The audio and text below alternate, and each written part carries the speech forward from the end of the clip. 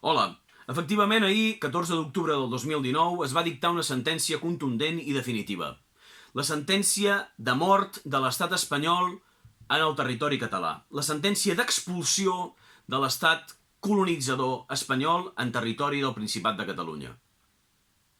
L'estat espanyol és un estat amb el qual no es pot ni pactar, ni negociar, ni dialogar en cap terme que no sigui els termes de la independència del país. Milers d'independentistes han entès perfectament això des de fa molt de temps i ahir milers més es van sumar en aquesta percepció nítida i clara de la realitat. L'ocupació de les vies, l'ocupació de l'aeroport, l'ocupació de les places i els carrers per part de l'independentisme només ha començat. No s'aturarà aquesta vegada perquè tenim l'experiència del que vàrem fer l'octubre del 2017, de la retirada que ens vàrem veure obligats a fer durant l'octubre del 2017 amb l'esperança que hi haguessin passos ferms del nostre govern per a assolir la independència del Principat, la independència de Catalunya, que no es van portar a terme.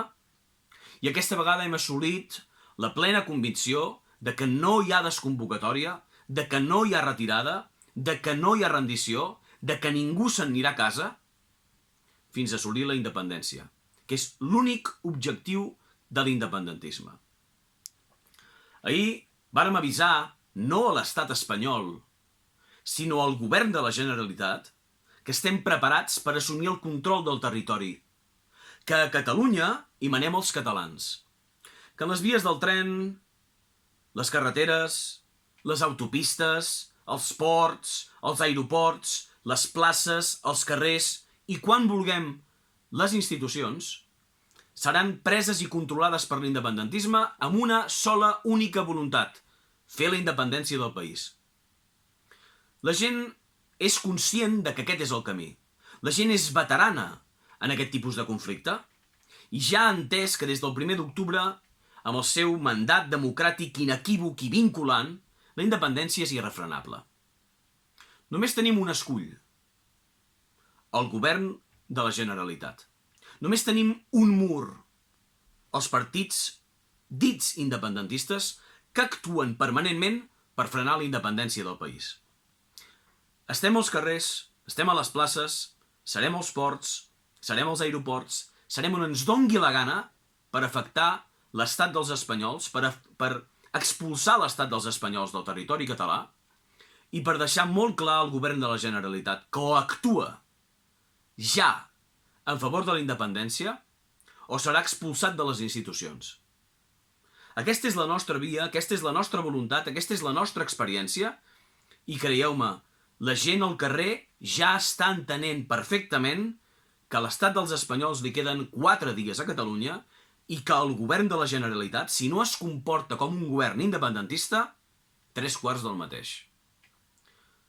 Utilitzarem les vies democràtiques, no violentes, pacífiques, però fermes, coherents i totalment dures per fer que el nostre objectiu s'acompleixi.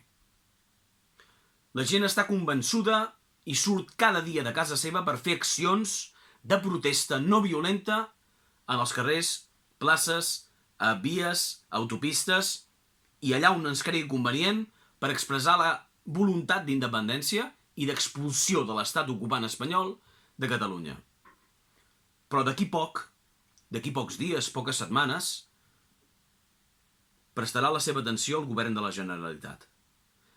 I quan presti atenció al govern de la Generalitat, exigirà moviments. Exigirà que els governants compleixin el seu mandat democràtic. Exigirà que els governs moguin fitxa.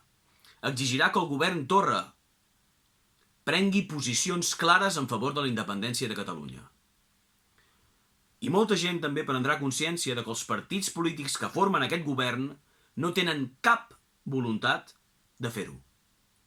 Ni Esquerra Republicana, ni Junts per Catalunya PDeCAT, ni els seus amics de les CUP tenen cap voluntat de fer la independència del país, i això es veurà en les pròximes setmanes. Per tant, nosaltres continuarem als carrers, nosaltres continuarem ocupant el territori allà on ens dongui la gana, quan ens dongui la gana, amb un únic objectiu: la independència del país. El govern de Catalunya té 2 opcions: o està al nostre servei o està al servei d'Espanya. O està al servei de la independència o està al servei de la submissió. Visca Catalunya lliure.